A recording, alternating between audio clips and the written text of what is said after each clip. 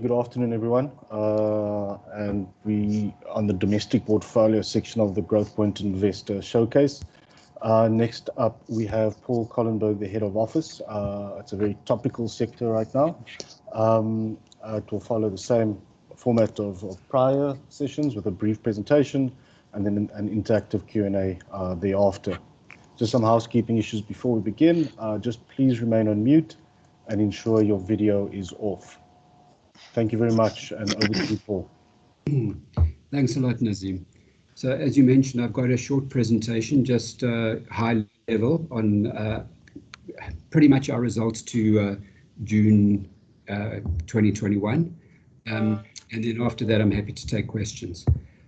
So I'm going to go through it quite quickly, but as of 1st of July 2021, so our last financial year end, we had 165 properties in office.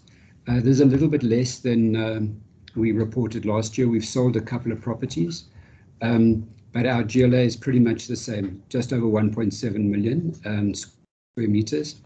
Vacancy has increased, and we will talk about vacancy a little bit later in the presentation, but it's increased to 339, nearly 340,000 square meters.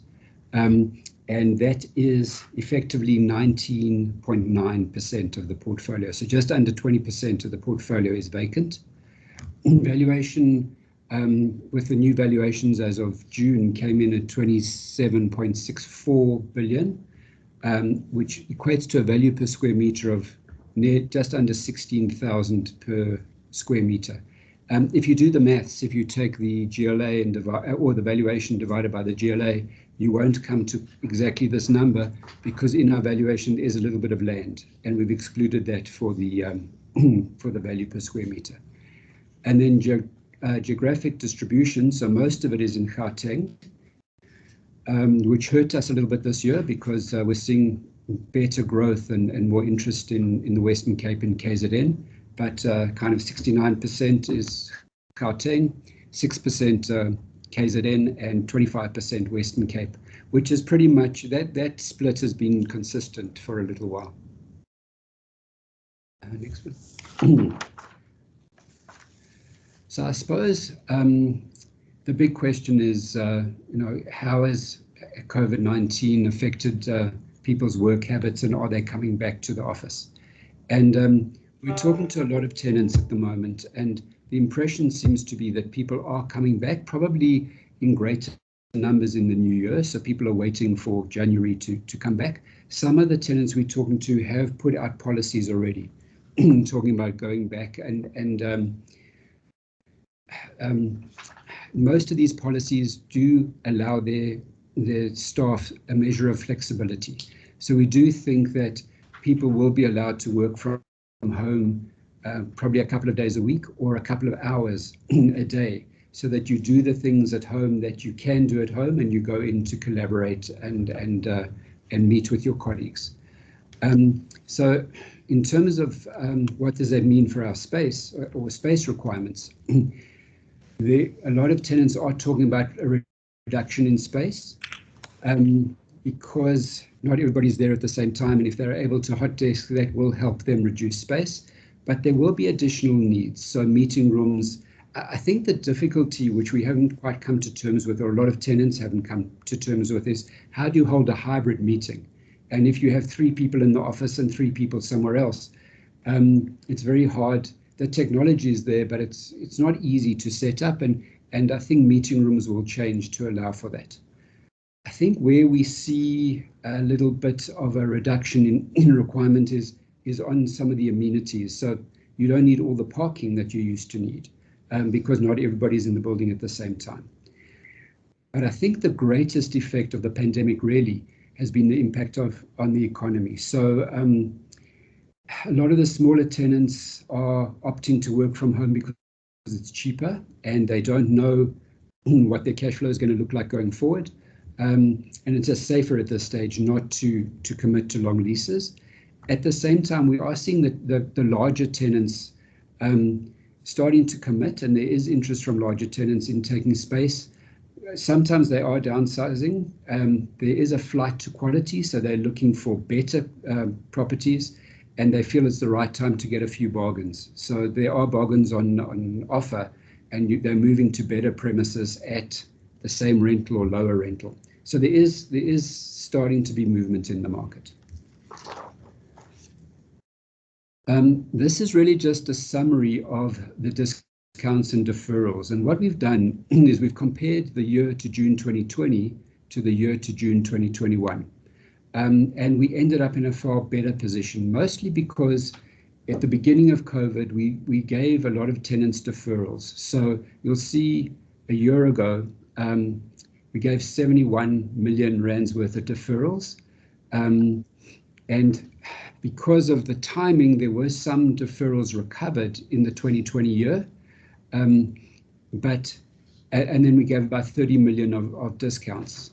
The bad debts I'll come to, but even the bad debts have reduced year on year. So the effect of COVID really in our first year was 134 million.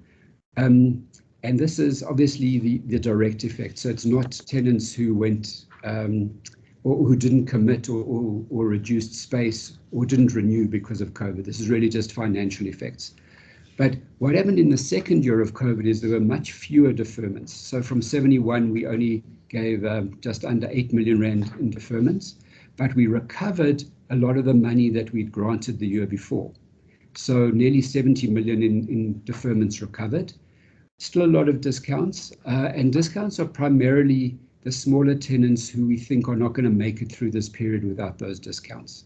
So 32 million, nearly 33 million granted, and then again, bad debts raised. So we'll talk to arrears just now, but arrears is coming down, but still a concern that people just can't afford to pay for the space they're in. Next one. So here is the arrears, and it shows a pattern over the financial years.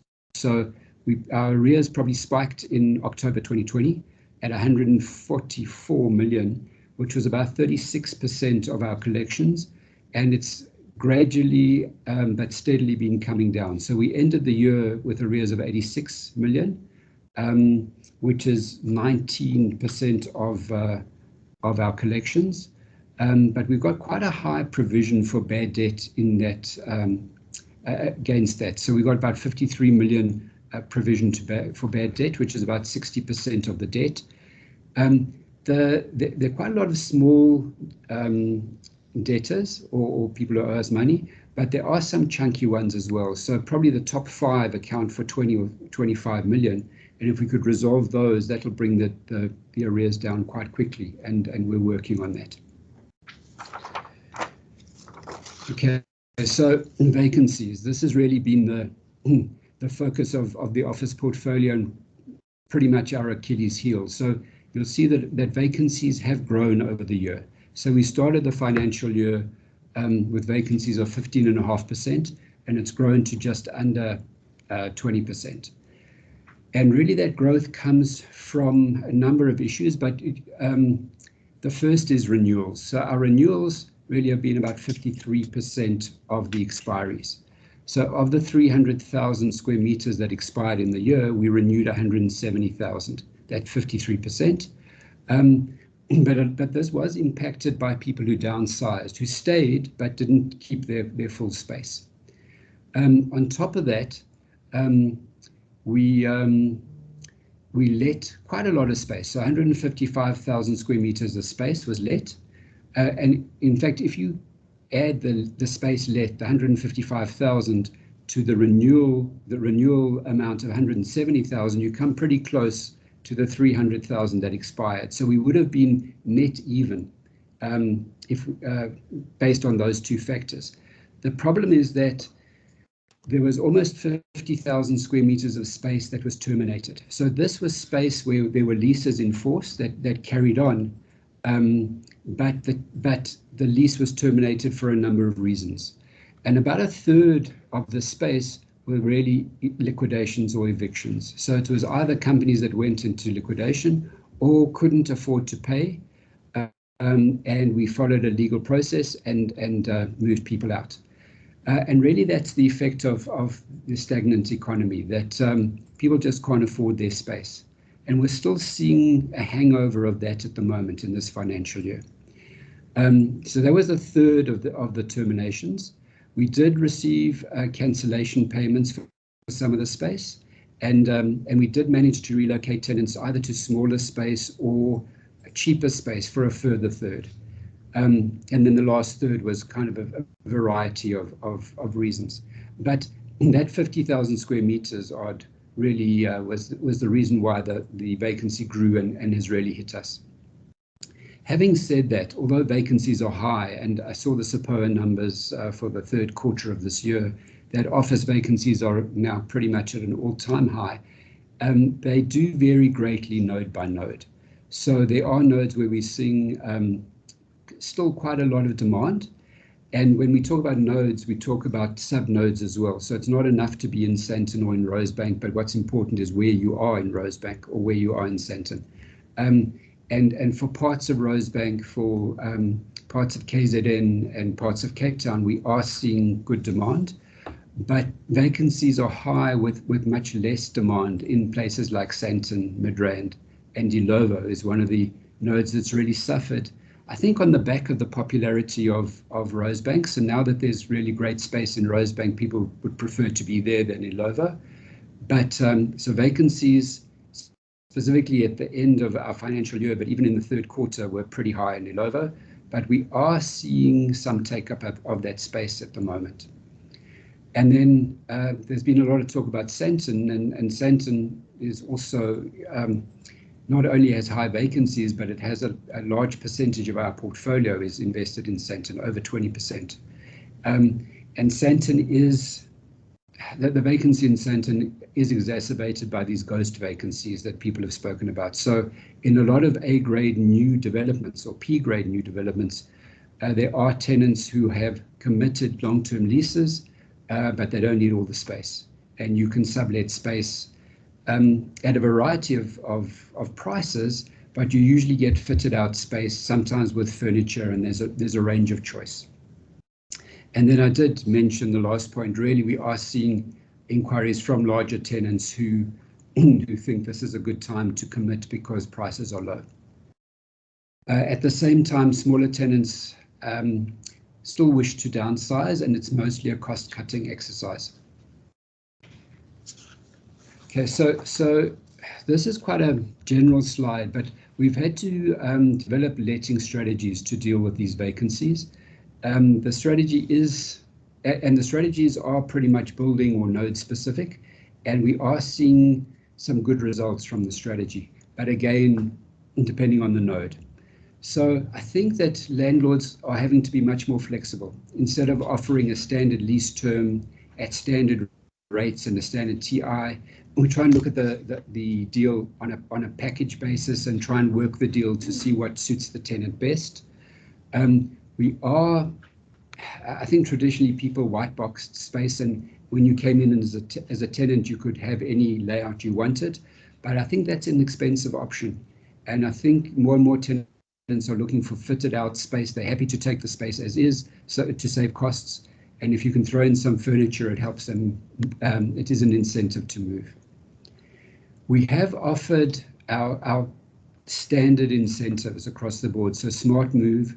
We've taken our buildings that are probably least popular and offered an incentive, which really covers TI, rent-free, and moving costs, but it's a lump sum of money to cover those. And it's to the value of 1.25% of your yearly rental. And deposit we've been doing for quite a while. So instead of putting down a deposit, and specifically for tenants who have cash flow issues, that deposit sits there and doesn't earn them much interest. So we have a product where we offer an undeposit where they pay a one-off fee and they don't have to put down the deposit.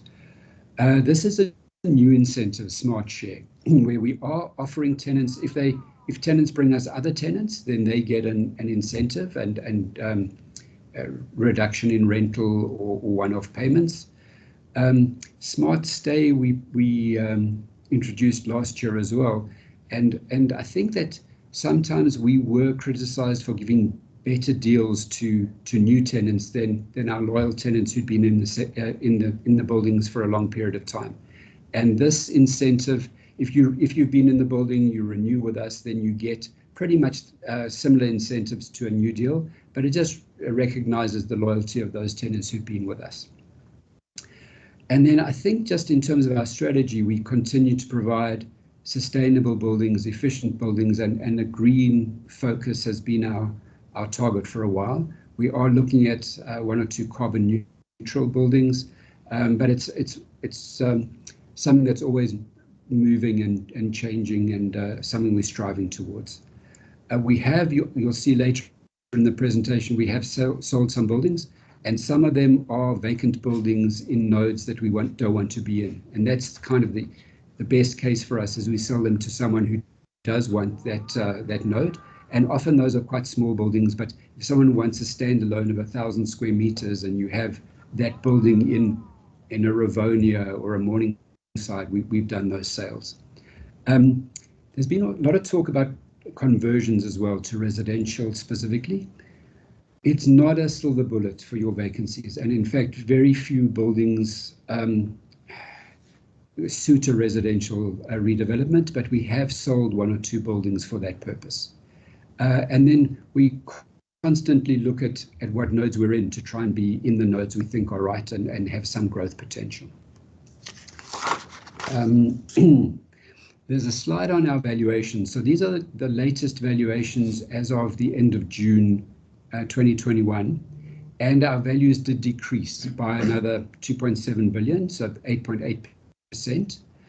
And really it was a result of the assumptions more than anything else. So income is still in those buildings, we're maintaining a level of income, but in playing with those assumptions, the valuers really devalued our portfolio. So the biggest effect was a drop in the assumed market growth rate. So when most of our buildings are valued on a 10-year DCF, and you have to assume what the market will grow at. You've got a market-related rental today, but is there growth in that market? And the valuers look at this building by building, but on average, the market growth rate dropped from 4.6% to 3.67%, so almost a percentage drop. And that's kind of an average over the 10-year period. Cap rate, the average cap rate also went up slightly, but not that much. The weighted average exit cap rate went up a little bit more, and I suppose that was an indication that valuers felt there was a little bit more risk in the sector. As we've spoken, there was an increase in the portfolio vacancy, so that was taken into account, and also an increase in the period assumed to fill the vacancy. So when you've got a vacancy, hopefully the valuer doesn't keep that vacancy into perpetuity, but it makes an assumption as to when that will be let, and those periods have got longer and longer with the valuation cycle. And then we don't have a lot of land. It's kind of strategic land, 2 pieces of land in the Western Cape, 1 in KZN, and a little bit of a precinct in Sandton. But we did take a bit of a write-down on the land just to be conservative. Okay, this is an indication of the sales that we achieved in the last year. They're relatively small buildings, most of them, and in fact the total proceeds realized was about 165 million, but there are further sales of about 183 million that have been signed and are awaiting transfer. So kind of 350 million for that is sold and awaiting transfer in total. But the type of sales kind of reflects the market at the moment. So 2 of the buildings, 13 Autumn and 22 Impala, are small buildings that were sold to owner occupiers. And that's a reasonable market for us. We get a good rate per square meter. 2 of them were sold to investors. So 1331 Morningside and Standard Bank, which is in Umhlanga, were sold to investors, both who saw a bit of upside. I think 1331, the lure there for investors was that there's a Caltex garage on the site and that they felt there may be some upside there. And then Devcon Office Park was sold for a residential conversion. So it's kind of the mix of buyers we're seeing at the moment. And that's it. And so I'm happy to take questions. Perfect. Thank you so much, Paul. Getting some feedback on my side. Is it better? Okay, got a question here. I think when you're talking about arrears, you said that there was a concentration amongst top 5 tenants. I'm not sure if you can name the tenants, but maybe the rationale for them being, concentrated. Is there some negotiations with regards to rent relief that's ongoing, or is there a query on the billing from their side? No. What is the These are primarily, in fact, I would say our top 10 are legal matters. So legal matters in process and liquidations or near liquidations where there's still some prospect of us recovering from a surety or from somebody who stood behind the company. So the top ones are pretty much all gone legal. Then I guess this might feed into the next one with regards to terminated leases. Is this trend deteriorating specifically on the liquidations and evictions? So it's probably quite a number of cases, but they're generally the smaller tenants. So there will be a quarter update that we'll provide quite soon, but certainly the trend is continuing. I think it's slowed down a bit, but it still is a continuing trend. So not to the same extent. If we were talking 50,000 last year, I'm hoping there's less this year, but it's a lot of small guys. And definitely that we're still seeing that trend. I've got a question from Murray. The Newlands Claremont office node has always been considered very strong. There's now a lot of Growthpoint paper on windows around the area, and this has been the case for months. Vacant space not moving. As the largest landlord in SA, how do you help to manage the oversupply of space in the country, and have you been able to let any space in the new Draper Street building? So there's a good time to ask that question because we have done a deal. It's not 100% signed and put to bed, but we have got a deal for the whole building from one tenant. And the other space that's very prominent with paper on it is in our head office in Montclair Place. Right on the corner, there's a retail store that was Granny Goose, and they've moved out. And we are in negotiation with a strong retail tenant for there. So we are seeing, specifically in Claremont, we are seeing demand. And that's new. That's the last couple of months. But I'm hoping to make an announcement within the next 2 weeks on who the tenant is for Draper. But that's been a good deal for us. And just a general question from Murray, as the largest landlord in SA, how do you help manage the oversupply of space in the country? So I'm going to point Murray back to the slide on our strategy, and that's really how we've been looking at it. We try and segment it by node and by location. We try and appeal to tenants who need to be in that location and evolve or develop a strategy for that location specifically. And just a little bit of good news. So we are doing deals at the moment. In Western Cape, we probably have done almost 10,000 square meters of letting in the last 3 months. A lot of that only kicks in later in the financial year, but we're seeing demand. In fact, in the Western Cape across the board. So we've done big deals in Claremont, we've done one in Century City, we've done one in town in our Bree Street building. So Western Cape's certainly seeing a pickup. KZN, if you've got buildings in the right location, there's demand there. And we've done quite a nice deal on Umhlanga Ridge. And then parts of Gauteng, some parts are easier than others, but we've done about 2,000. Maybe I'm jumping the gun here, but we had the Anslow building, which is quite a prominent building on William Nicol. And our tenant went into liquidation. 10,000 square meters came back at us. And in the last 3 months, we've let 2,000 square meters. So again, we're seeing a pickup in interest. Just a question I got via WhatsApp. Are there other alternative uses for office, potentially converting office parks into medical suites, which might overlap with the healthcare fund? Yeah.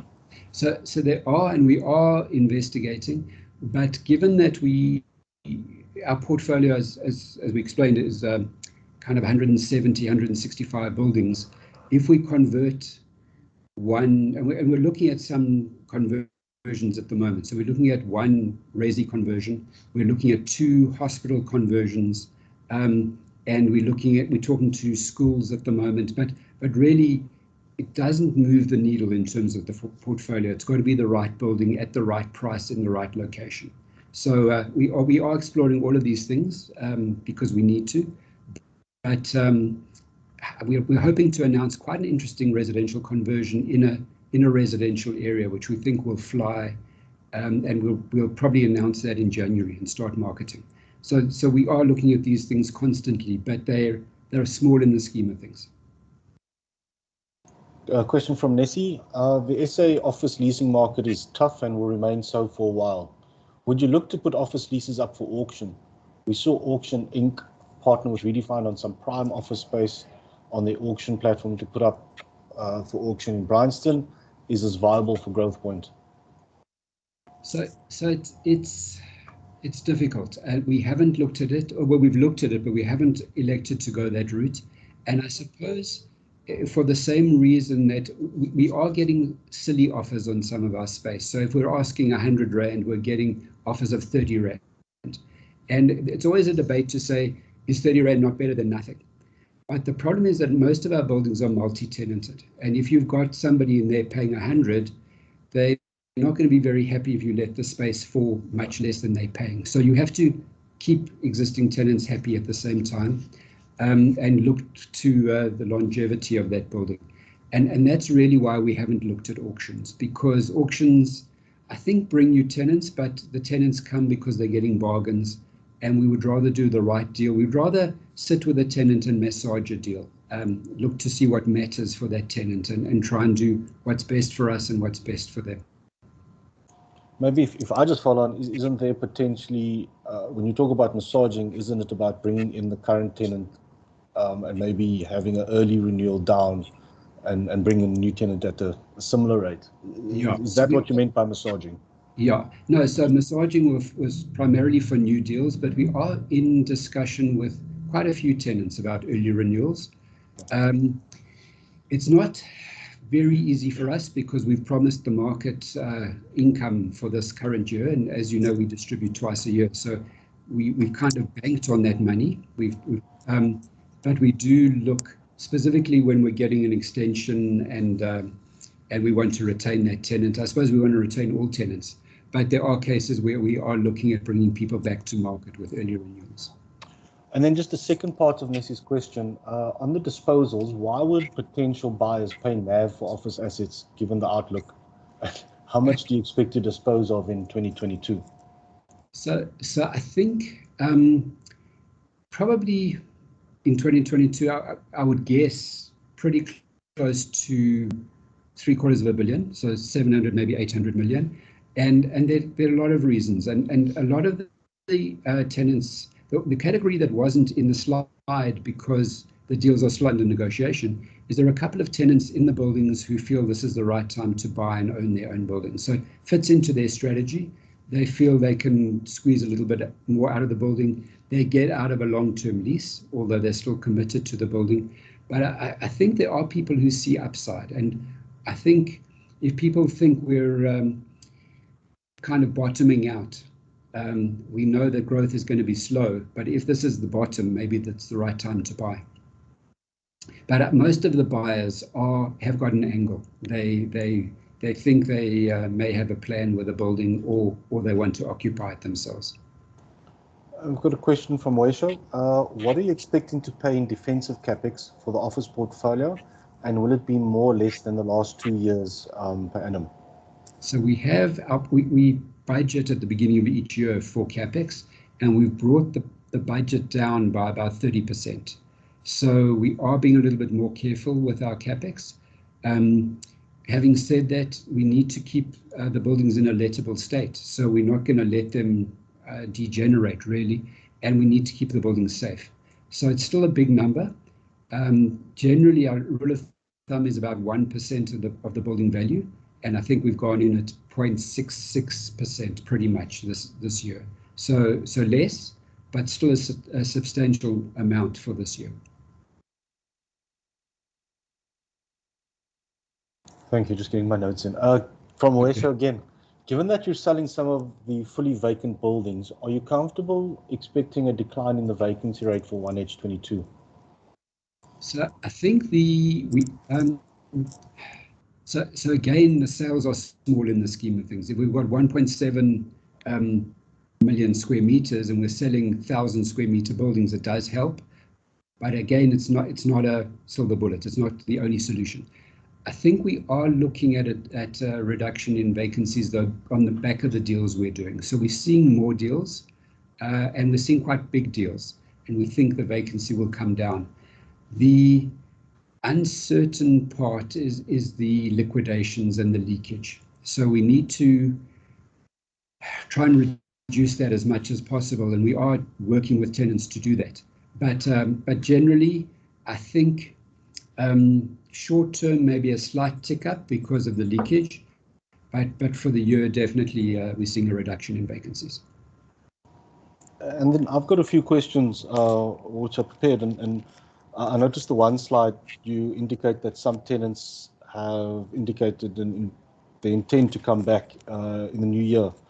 Are they requiring a different type of setup, layout? Do they have a sense of what, at least early, what the new office looks like? Yeah. So we are asking tenants that a lot, and to be honest, I think it's too early. A lot of the tenants are feeling their way.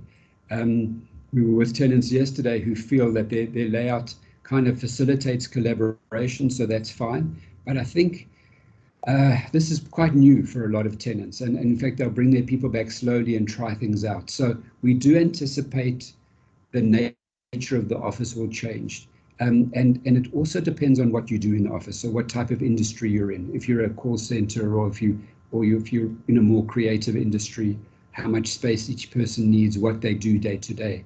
But I do think over time the interior will change.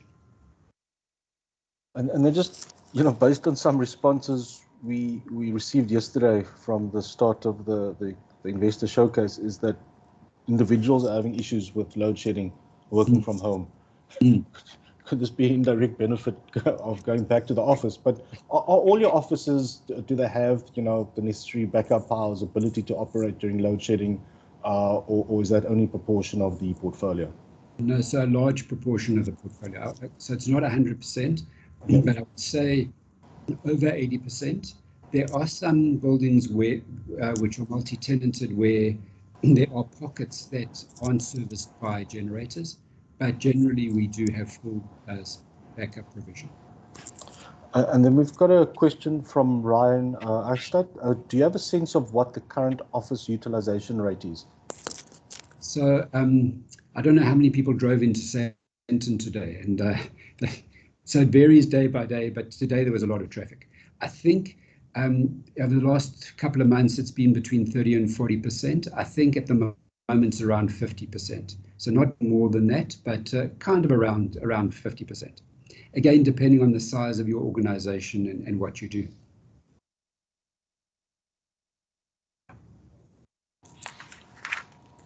So, and just one question from me, given the size of the vacancies in absolute terms, and it's a question I don't know the answer to. I just want to get your sense. Is there not a potential to have this multi-tenant offices, take a few tenants from other offices close by and put them all together, and maybe decommission space or mothball 100% vacant building? Is that not a solution?